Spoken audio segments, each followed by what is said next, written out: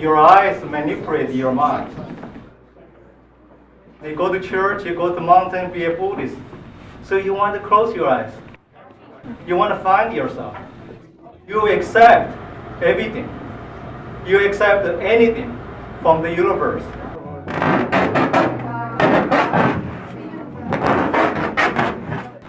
My art is related with medicine.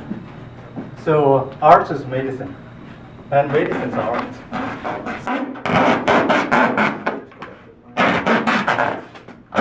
In the beginning, I make a painting just like a traditional way. Copy Van Gogh, copy Picasso, copy any artist. You can go to the copy the trees, copy the face, copy the flowers. That's still, for me, I think that's too much yin. Just like from your eyes manipulate your mind. After I first blindfolded the painting, that's it. I hope I find this really, from inside, really much more relaxed. That's much more myself.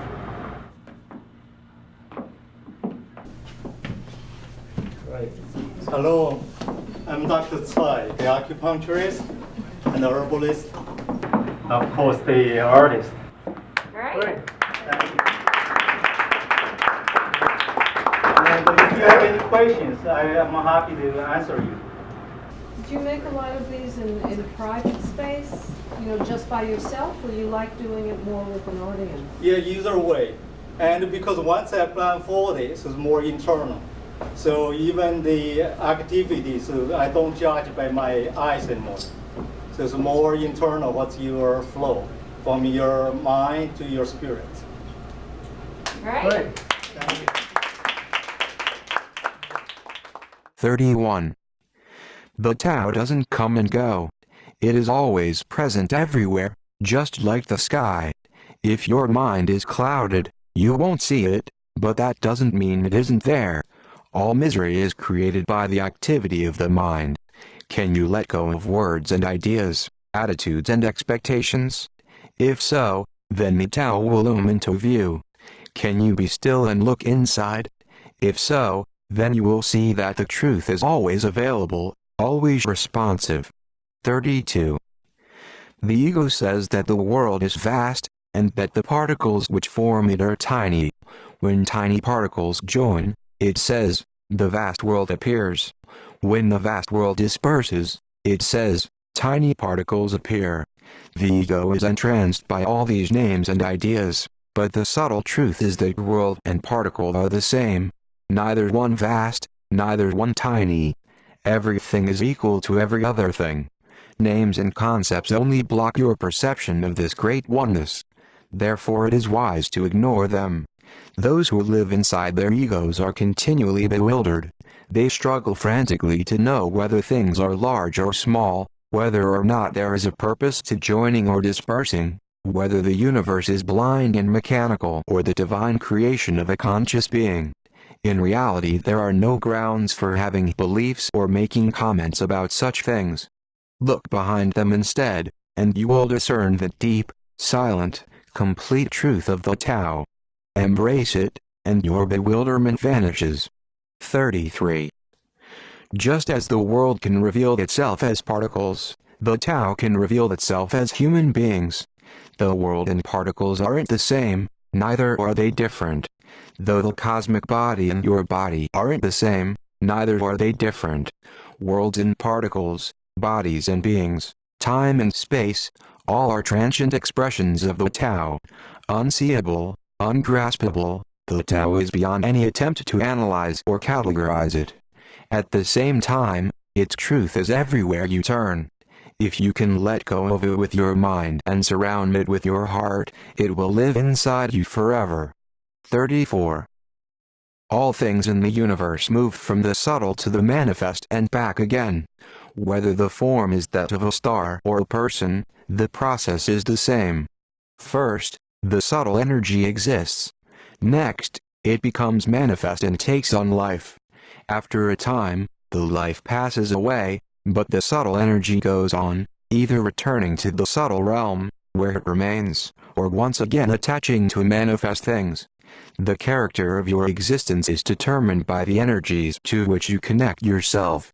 If you attach yourself to gross energies, loving this person, hating that clan, rejecting one experience or habitually indulging in another, then you will lead a series of heavy, attached lives. This can go on for a very long and tedious time. The way of the integral being is to join with higher things. By holding to that which is refined and subtle, she traverses refined and subtle realms. If she enters the world, she does so lightly, without attachment. In this way she can go anywhere without ever leaving the center of the universe. 35.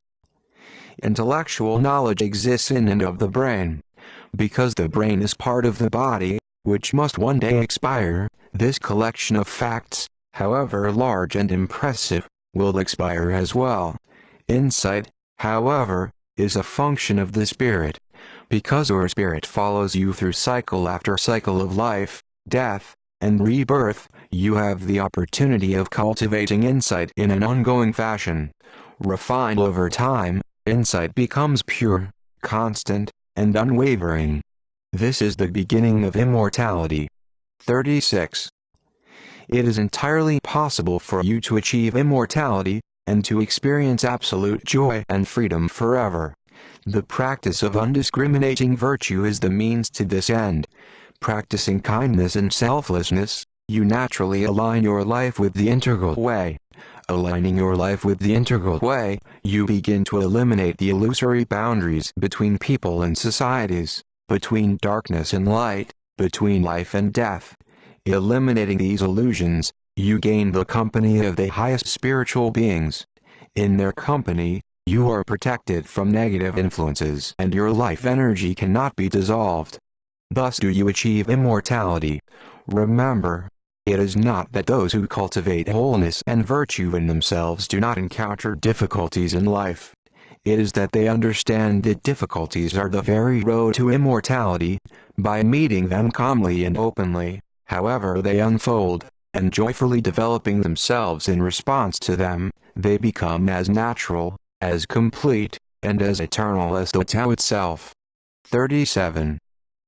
A superior person cares for the well-being of all things.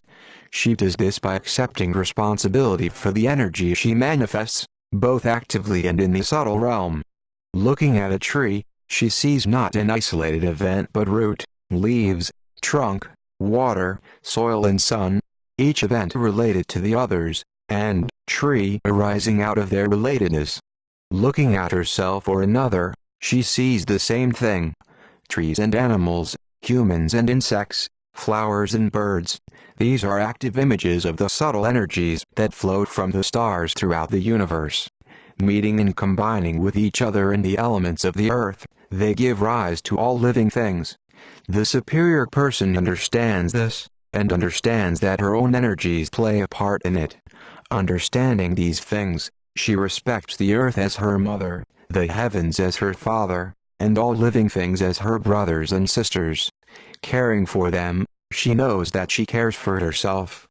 Giving to them, she knows that she gives to herself. At peace with them, she is always at peace with herself. 38.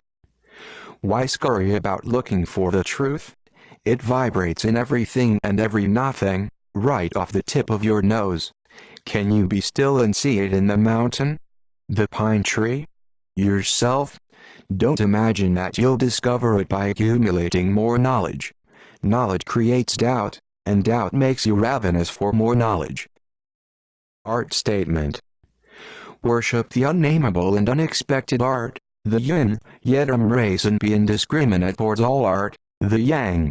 Observe the world and one's outer surroundings, yet trust one's inner vision and intuition. As such, I use a blindfold to create art through the inner spirit, yin, which in turn can be absorbed through the eyes, yang. By using art as holistic medicine, we can all benefit from the mystery of art, balancing ourselves physically, mentally and spiritually. My art is a remedy promoting the harmonious way of life. Furthermore, it is a prescription for a new wave of art.